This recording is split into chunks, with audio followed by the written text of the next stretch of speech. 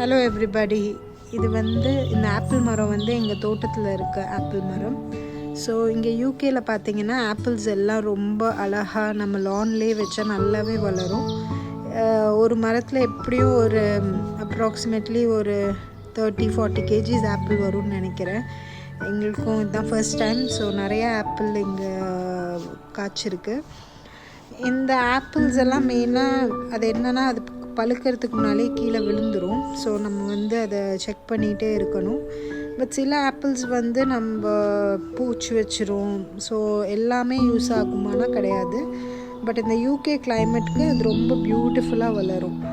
இந்த ஆப்பிள்ஸ் எல்லாம் நம்ம ஜூஸ் போடலாம், ஜாம் போடலாம். இங்கே சில பேர் நம்ம ஆப்பிள் மாதிரியும் நம்ம செய்யலாம்.